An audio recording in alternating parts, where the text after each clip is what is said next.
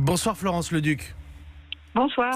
Merci mille fois d'être en direct avec nous. Je voulais absolument que l'on revienne sur ce point de l'intervention d'Emmanuel Macron hier soir. Il a évoqué la question des aidants et permettez-moi l'expression, ça a fait tilt à ce moment-là. Pour avoir beaucoup discuté avec des aidants ici même sur Europe 1, je sais à quel point ces mots ont dû résonner hier.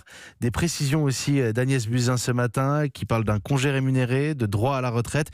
Florence Leduc, on va en parler d'un mot d'abord. Est-ce que vous, mieux que moi, vous pourriez définir ce que sont les aidants ? Alors tout d'abord dire que cette prise de conscience au plus haut sommet de l'État est de très bon augure. Les proches aidants, eh bien, ce sont ces invisibles depuis longtemps, celui qui consacre du temps, voire toute leur vie, à leurs enfants, leurs proches adultes en difficulté, ainsi que leurs proches personnes âgées. Pas moins de 8 300 000 personnes sont aujourd'hui des proches aidants.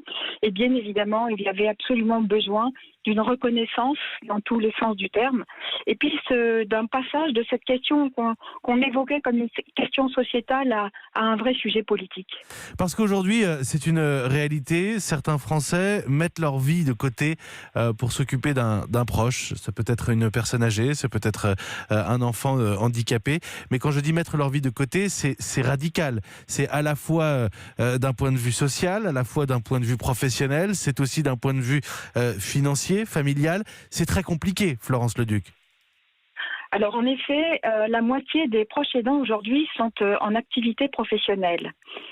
Certains d'entre eux sont tentés d'arrêter cette vie professionnelle pour se consacrer, et les mots ont du sens, à l'autre, à cette personne qui les entoure.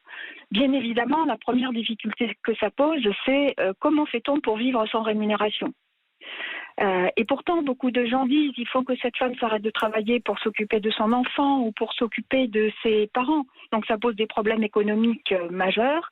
Et par ailleurs, une personne qui arrête de travailler pour se consacrer à l'autre ne fait que cela, des soins, de l'aide et de l'accompagnement. Et il s'ensuit des problèmes de santé, voire d'isolement ou de mise à l'écart.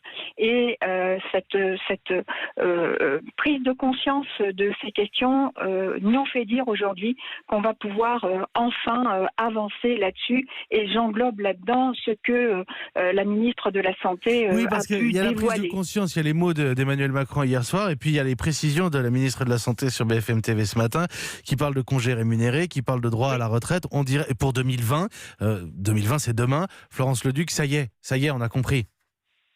Alors, les choses sont parties. Ces derniers temps, il y avait eu de nombreuses tentatives, notamment de sénateurs, pour passer effectivement à la rémunération de ces congés de proches aidants. En tout cas, tout ce qui va dans le sens d'améliorer la vie, de permettre aussi à la personne qui est aidée de voir un aidant qui n'est pas tout le temps épuisé, qui n'a pas de problèmes financiers de son fait, vont dans le bon sens. Et aujourd'hui, effectivement, on va probablement passer de constats à des faits, sans oublier aussi que les proches aidants ne sont pas là non plus pour faire des gestes professionnels. Et bien évidemment, on appelle de nos voeux à ce que les services professionnels, hospitalisation à domicile, soins à domicile, aide à domicile, puissent aussi aller de l'avant, retrouver un nouveau souffle pour être dans cette présence à l'autre qui permet aux proches aidants de rester à l'autre ce qu'il est, son mari, son enfant, et pas seulement son soignant.